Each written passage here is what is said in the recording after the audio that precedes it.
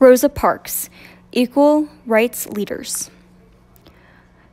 Copyright 2003, Roark Publishing, LLC.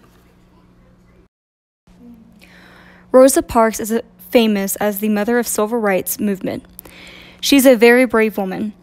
In 1955, Rosa was riding the bus in Montgomery, Alabama, when a bunch of white people got on. The driver told Rosa to give up her seat. She refused. "I was tired of giving in to white people," she later explained. This is the story of how Rosa changed history.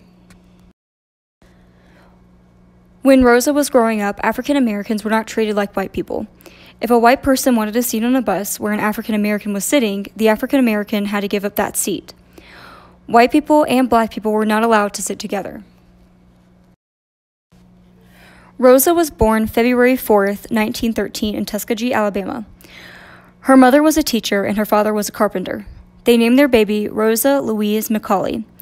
When she was 2, she moved to her grandparents' farm in Alabama with her mother and younger brother. Rosa was a quiet girl who loved to read. When she went to the Montgomery School for Girls, one of her favorite classes was sewing. She helped pick cotton on her grandparents' farm, just outside the city of Montgomery, Alabama. After she graduated from high school, she went to Alabama State Teachers College. In 1932, Rosa married Raymond Parks, a barber. Her name became Rosa Parks. Rosa and Raymond never had any children. At that time, black people in the South weren't allowed to go to the same schools, eat at the same restaurants, or stay in the same hotels as white people.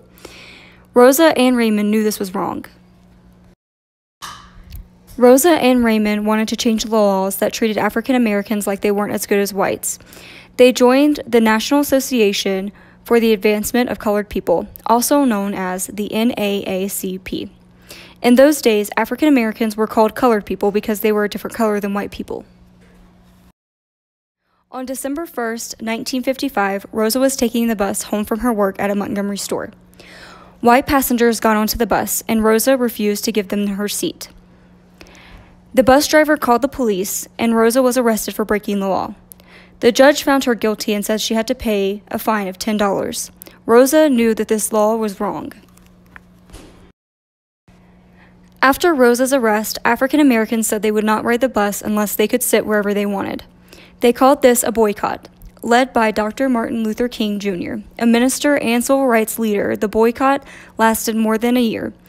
The bus company lost a lot of business. The Supreme Court said that this law was unfair. Because she was brave and right, Rosa became a civil rights hero. The Rosa Parks Freedom Award was named in her honor. In 1987, she started the Rosa and Raymond Parks Institute for Self-Development to help young people. She was given the country's Medal of Freedom by President Clinton in 1996.